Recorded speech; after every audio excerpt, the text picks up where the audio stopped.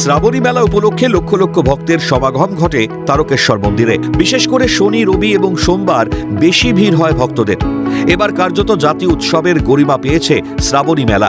সোমবার বিধায়ক, জেলা শাসক ও প্রশাসনের সর্বস্তরের শীর্ষ আধিকারিকদের সঙ্গে নিয়ে একটি ভার্চুয়াল বৈঠক করেন মুখ্যমন্ত্রী শুভেন্দু অধিকারী। সেখানেই শ্রাবণী মেলাকে কেন্দ্র করে একগুচ্ছ ঘোষণা করেন। এর জন্য বেছে নেওয়া হয়েছে রাজ্যের বিখ্যাত 3টি শিব মন্দিরকে।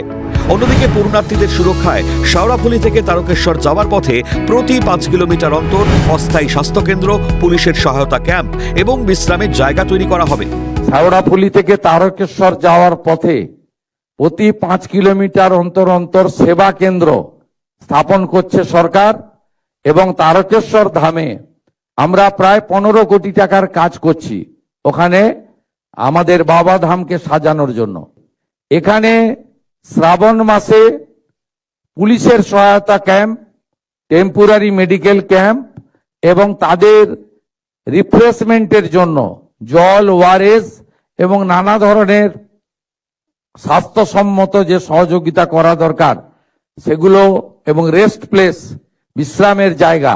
যেহেতু শেওড়াফুলি তারকেশ্বর প্রায় 30 কিলোমিটার, আধ্যাত্মিক চেতনার এই ভূমিতে আমরা সরকারি হেলিকপ্টার থেকে যারা জলযাত্রী যাবেন শ্রাবণ মাসের প্রত্যেকটি সোমবার তাদের উপরে পুষ্পবৃষ্টি, গোলাপ বৃষ্টি করারও সিদ্ধান্ত গ্রহণ করেছি যদি আবহাওয়া পারমিট করে।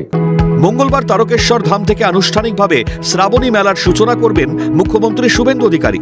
জানা গেছে, প্রধানমন্ত্রী নরেন্দ্র মোদী যে বালিগড়ির বাউনার পার মাঠে সভা করেছিলেন সেই মাঠেই হবে সাধু সন্তদের নিয়ে সম্মেলন। দুপুর 2টো নাগাদ জনসভায় যোগদান করবেন শুভেন্দু অধিকারী, কার্তিক মহারাজ সহ অন্যান্যরা। এই সভা থেকেই রুদ্র যজ্ঞের সূচনা করবেন মুখ্যমন্ত্রী। 15 জুলাই থেকে শুরু হয়ে 5 দিন ধরে চলবে রুদ্রযজ্ঞ। সকালে সকালে কলস যাত্রা দিয়ে শুরু, মন্দিরে পুজো দিয়ে সাধু সন্ত মহারাজরা একসঙ্গে সন্ত যাত্রা করে, কলস যাত্রা করে পৌঁছে যাবেন প্রধানমন্ত্রী যে মাঠে এসেছিলেন ঠিক সেই মাঠে। দুপুর 2টো থেকে ওখানে সন্ত সম্মেলন শুরু। আসবেন রাজ্যের মুখ্যমন্ত্রী সহ বঙ্গীয় সন্ত সমাজ থেকে কার্তিক মহারাজ সহ, নির্গুণানন্দ মহারাজ সহ, তারকেশ্বরের মহন্ত মহারাজ সহ প্রত্যেকে উপস্থিত থাকবেন এবং উপস্থিত থাকবেন হিন্দু ভক্ত। অন্যদিকে আমরা দেখতে পাচ্ছি এই মেলাকে কেন্দ্র করে বহু দোকান থেকে আরম্ভ করে ব্যবসায়ীরা তারা একদিকে যারা পসরা নিয়ে বসবেন, অন্যদিকে মেলার যে আভিজাত্য, লেজার লাইট থেকে আরম্ভ করে শুরু করে সমস্ত কিছু একদম টপ টু বটম এই মেলাকে কেন্দ্র করে কিন্তু যারা আসবেন উপভোগ করবেন। পাশাপাশি কালকে আসছেন মুখ্যমন্ত্রী শুভেন্দু অধিকারী, আর তিনি উদ্বোধন করবেন এই শ্রাবণী মেলার। একদিকে যেমন তিনি উদ্বোধন করবেন, পাশাপাশি তিনি যে রুদ্র যজ্ঞ হবে 5 দিন ধরে, সেই যজ্ঞেরও আনুষ্ঠানিক উদ্বোধন করবেন শুভেন্দু অধিকারী। অন্যদিকে সোমবার থেকে শুরু হচ্ছে মহাদেব এক্সপ্রেস। তারকেশ্বর থেকে হাওড়া, বর্ধমান, বাঁকুড়া, দীঘা ও কলকাতা পর্যন্ত প্রতিদিনই চলবে মোট 5টি সরকারি বাস।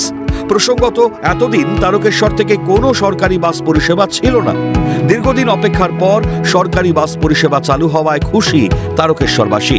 প্রথমেই জানাই আমাদের মুখ্যমন্ত্রী শুভেন্দু অধিকারী মহাশয়কে ধন্যবাদ এবং আমাদের পরিবহন দপ্তর আর পরিবহন মন্ত্রীকে ধন্যবাদ জানাই। কারণ আমাদের খুবই মেয়েদের বেশিরভাগই খুব অসুবিধা হয় বাসে। সেই কারণে যেহেতু আমাদের বাসটা মেয়েদের জন্য ফ্রি করে দিয়েছে, ওই কারণে অসংখ্য ধন্যবাদ। আমরা দীঘা যেতে পারিনি, মহিলাদের জন্য এই এত সুবিধা ফ্রিতে বাস করে দিয়েছে, এতে আমাদের অনেক অনেক সুবিধা হয়েছে, এতে অনেক অনেক ধন্যবাদ। আগামী দিনে আরও বাস বাড়ানো হবে বলে জানালেন বিজেপি বিধায়ক সন্তু পান। শ্রাবণী মেলার পর আমরা সবাই একসঙ্গে আবার বসে আমরা আবার দেখবো যে কোন রুটে বাস বাড়ানো যায়, কোন রুটে কি বাস দেওয়া যায়। শুধু তাই নয়, এই বাস তো রোজ চলবে, নির্দিষ্ট সময়ে চলবে, কিন্তু তারপরেও আপনাদের জানিয়ে রাখি ঠিক একই নামে মহাদেব এক্সপ্রেস নামে শ্রাবণী মেলাতেও বিভিন্ন রুটে একাধিক বাস চলবে।